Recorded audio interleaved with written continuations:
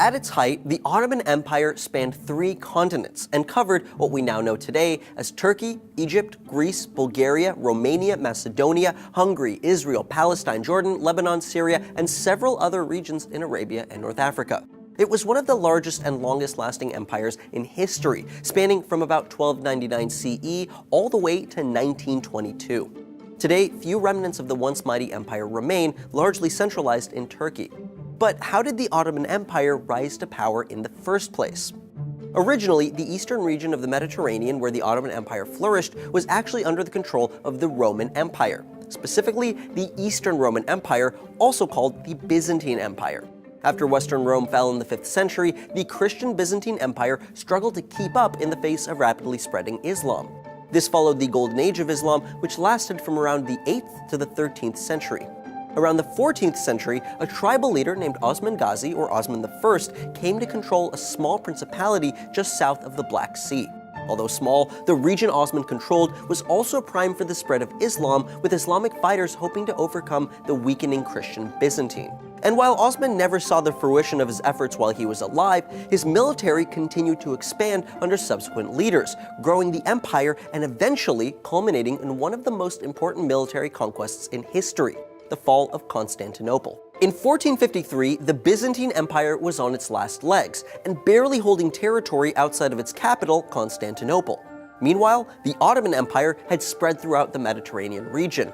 By some accounts, roughly 100,000 to 150,000 Ottoman fighters descended on roughly 10,000 defenders of the Byzantine capital. There would have been more defenders, but the Black Plague had just swept through and decimated Constantinople's forces. After less than a 2-month siege, the capital was overrun, and the Byzantine Empire, along with the Roman Empire, finally collapsed forever.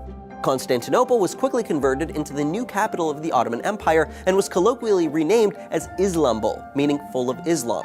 And in fact, one of the biggest reasons for the empire's continued growth was the massive influence of religion.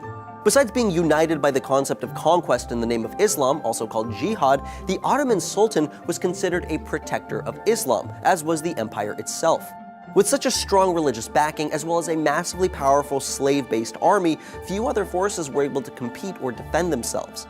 The Ottomans were also great at forming unlikely alliances, both across religious and ideological lines. One such alliance paired the empire with France, as they both opposed the Austrian House of Habsburg.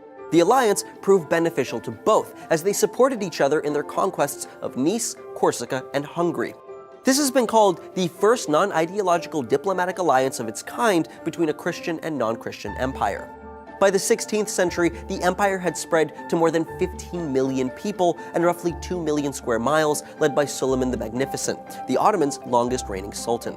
The empire controlled the Mediterranean Sea, as well as Southeast Europe, Western Asia, the Caucasus, and North Africa, thus serving as the perfect melding of Eastern and Western cultures and acting as an intermediary for both sides of the world. Through endless military determination, a single family line of rule for centuries, and a highly centralized system of government, the Ottoman Empire was able to grow from a few miles of principality into one of the largest and most influential empires in history. But its superiority didn't last forever, and not long after its peak, it began a slow and steady decline, eventually resulting in the turbulence for which we now know.